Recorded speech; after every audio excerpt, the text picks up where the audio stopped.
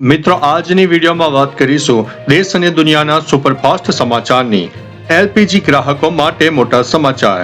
Indian ઓઇલે 10 kilogram ક્ષમતા ધરાવતો premium composite LPG cylinder Indian extra light now launch કર્યો છે।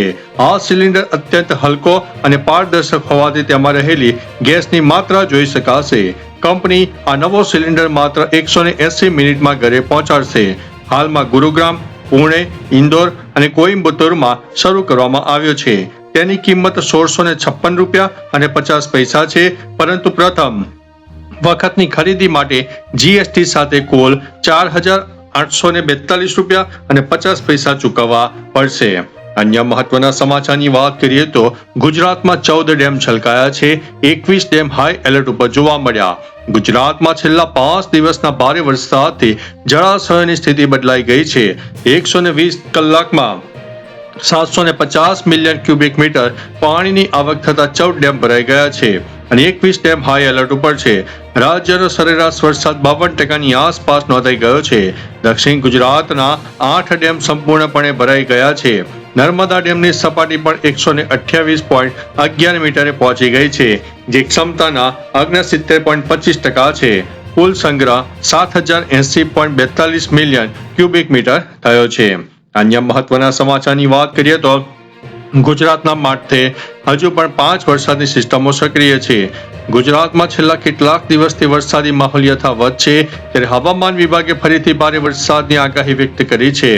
વિભાગના ડાયરેક્ટર A.K. દાસના જણાવ્યા અનુસાર upper air cyclonic system, 2 monsoon trough, cyclonic circulation અને ડીપ ડિપ્રેશન સહિત 5 સિસ્ટમો સક્રિય થઈ ગઈ છે। આજે ઉત્તર ગુજરાત અને મધ્ય ગુજરાત ઉપરાંત દક્ષિણ ગુજરાતના પણ અનેક વિસ્તારમાં યલો એલર્ટ આપવામાં આવ્યું છે। અન્ય મહત્વના સમાચારની વાત કરીએ તો રાજ્ય શાળા પાઠ્ય પુસ્તક મંડળનો મોટો નિર્ણય। ભારે વરસાદને કારણે પલળી ગયેલા અથવા તો નુકસાન પામેલા પાઠ્ય પુસ્તકો ધરાવતા વિદ્યાર્થીઓ માટે રાજ્ય સરકારે મહત્વનો નિર્ણય લીધો છે।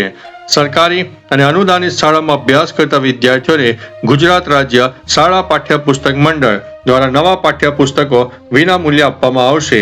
અસરગ્રસ્ત વિદ્યાર્થીઓએ વહેલી તકે પોતાની શાળાનો સંપર્ક કરીને જરૂરી માહિતી આપવાની રહેશે। અન્ય મહત્વના સમાચારની વાત કરીએ તો ફરીથી આંદોલન કરીશું, CJPની ચેતવણી।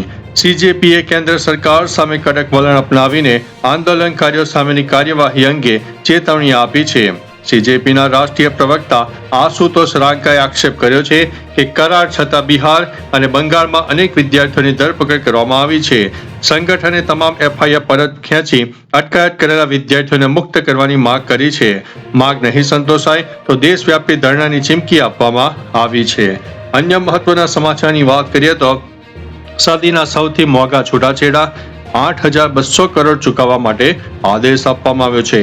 દક્ષિણ કોરિયાના SK ગ્રુપના ચેરમેન ચેઈ તાએ વોન અને હાઈકોર્ટે પૂર્વ પત્ની રો સોંગ યોંગને છૂટાછેડા સેટલમેન્ટ માટે 944 અબજ વોન એટલે કે આશરે 8200 કરોડ રૂપિયા ચૂકવવા માટે આદેશ આપ્યો છે।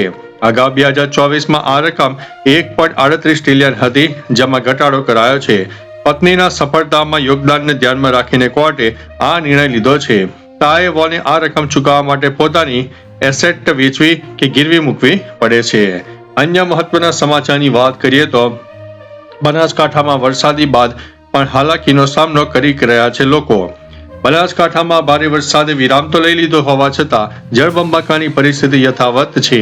તેરવાડા અને ઓગળથડી વચ્ચેનો માર્ગ મુખ્ય છેલ્લા 4 દિવસથી પાણીમાં ગરકાવ હોવાથી વાહન વ્યવહાર ખોરવાઈ ગયો છે। માર્ગ પર પાણી ભરાતા 4 થી વધુ ગામોને લોકોની અવરજવર માટે પ્રભાવિત થયા છે।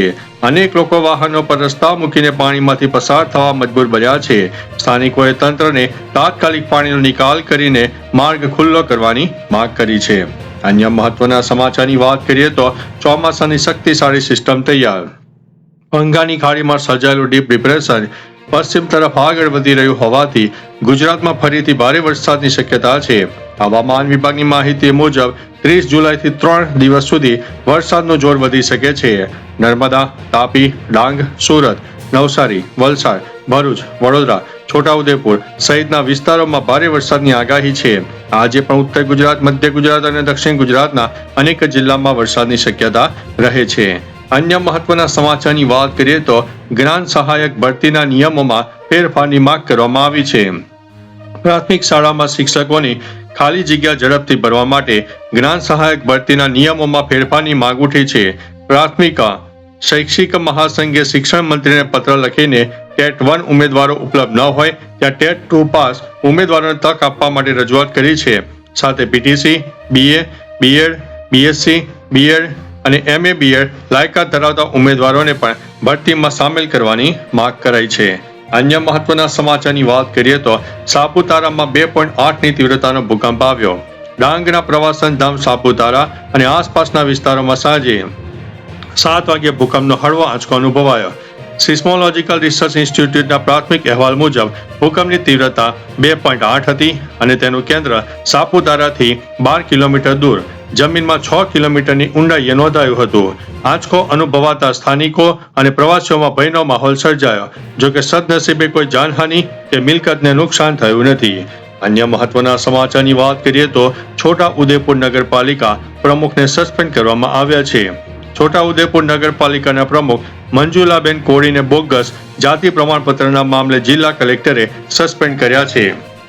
તેઓ અનુસૂચિત જનજાતિ અનામત બેઠક પરથી ભાજપના મેન્ડેટ ઉપર ચૂંટાયા હતા. તપાસમાં જાતિ પ્રમાણપત્ર રદ કરવાની કાર્યવાહી બાદ કલેક્ટરે આ નિર્ણય લીધો છે. પ્રમુખનું પદ ખાલી થતા ઉપપ્રમુખને ઇન્ચાર્જ પ્રમુખના ચાર્જ સોંપાશે.